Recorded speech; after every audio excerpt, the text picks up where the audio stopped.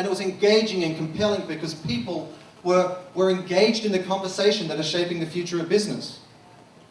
But the social web, if you think about it, up till now, each social network has been like a walled castle.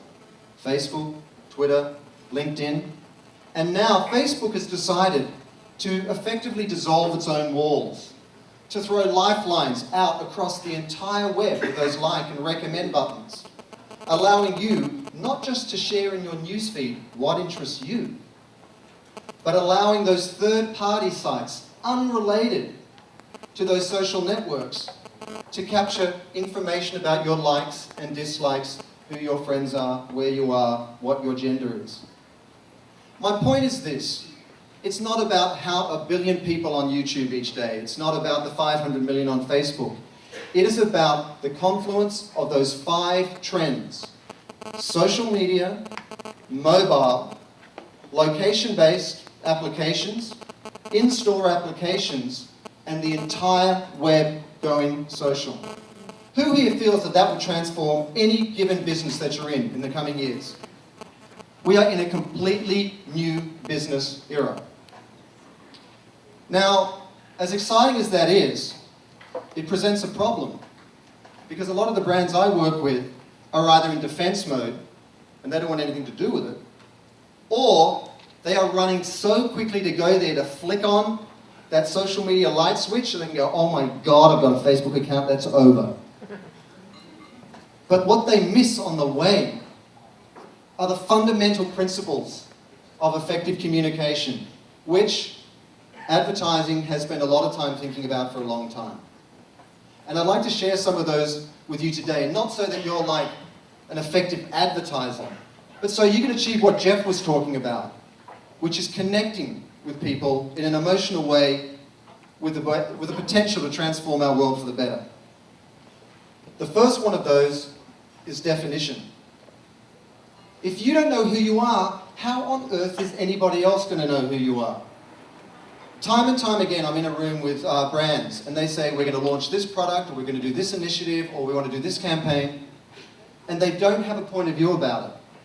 Why don't they have a point of view about it? Because they don't know who they are. Why? Because they haven't asked themselves the hard questions. I went through the same process personally a few years ago. You know, I'm a dad, I've got 2 daughters, and I was sort of wondering, what's my contribution going to be? And I forced myself to answer the same questions I asked brands to answer. What's my purpose? And for me, the answer was, I want to take the best learnings of the Nike and Cokes of the world and bring it into the social change space. That's my purpose. That's what gets me out of bed in the morning, and that is the filter over which that's the filter I lay over everything I do. So your brand, what's its purpose? The second thing, values. Who here has ever worked in advertising or marketing? And, oh wow, my God. Hello, friends. When you look at a brief, what do you always have? You've got some general statement at the top, and then you have core values, correct?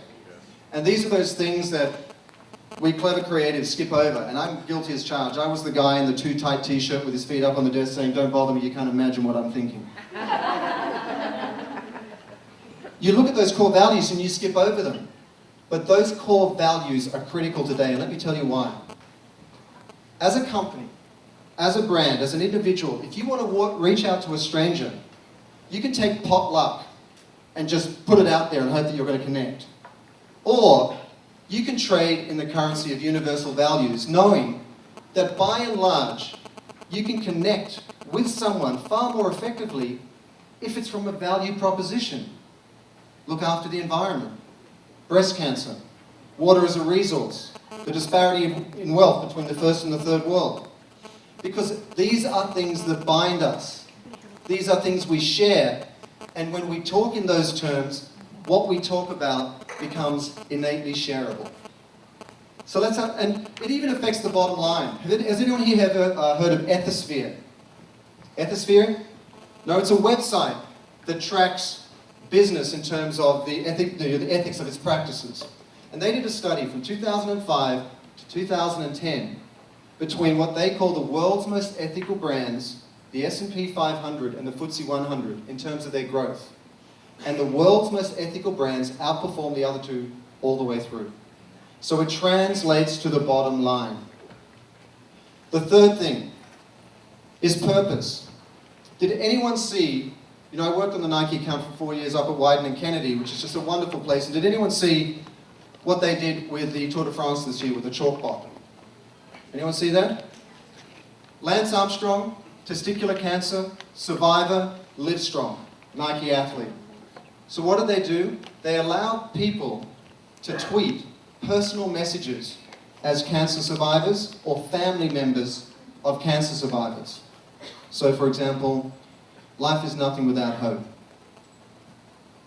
Well, this is for Mum, who was lost too soon. And then they took a simple cart with an old dot matrix, a basic dot matrix printer on the back, and printed in real time those messages on the road in front of the cyclists.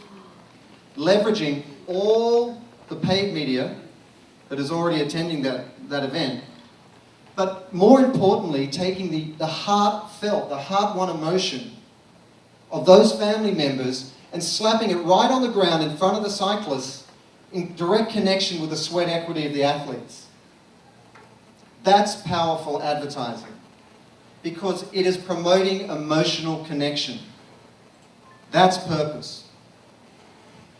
And then fourthly, dialogue. I heard an expression the other day that when someone asks you a question, listen to what it's telling you, not what it's asking you. And when someone asks you a question, as a brand, as a corporation, as somebody online, they're trying to tell you something.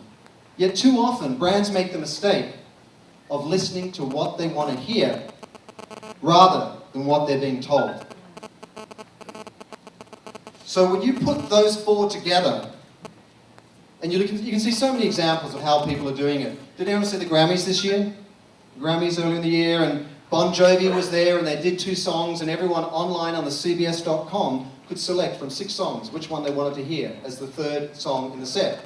So Bon Jovi looks across, and he doesn't age. Has anyone noticed that? At all, ever. It's the sunglasses. It's the sunglasses, or we just pull further back all the time. But anyway, he looked across and said, great, you want me to do, I think it was, what's that song they do with the word prayer in it? Living on a prayer. Living on a prayer. So he, I'm sorry. I'm so sorry. And so he launched into the 3rd song in a real-time response to his fan base. Incredibly powerful. Let's think of another example. Intel, Dell, Intuit, Dell, and Starbucks all have ideation communities. Have you seen those platforms? You can go in and say, I think your cup holders aren't thick enough on your Starbucks coffee and it's burning me. And you can engage with them and have a real-time dialogue. There are so many examples out there where brands are listening. And finally, the 3 rules to take away, bearing in mind those 4 key principles, which are definition, values, purpose, and dialogue. The 3 rules that brands can effectively live by and communicate effectively through. The first, technology is teaching us to be human again. So look for the human in the technology. Technology is teaching us to be human again. The second rule, when you own the relationship, you own everything. So work on the relationship. The rest will take care of itself. And then thirdly, the companies that will succeed in the next 10 years will be distinguished by their quality of listening. I heard an expression the other day which was, expecting life to be kind to you because you're a good person is like expecting a bull not to charge because you're a vegetarian. Just because we know how to use social media or we're engaged or we've got X number of followers does not absolve us from the responsibility of using the right way. If we want to be effective, and just imagine for a second, for all those 5 trends that come together and all their potential, what we could achieve together if all our purposes work as one to make the world a better place. Thanks very much.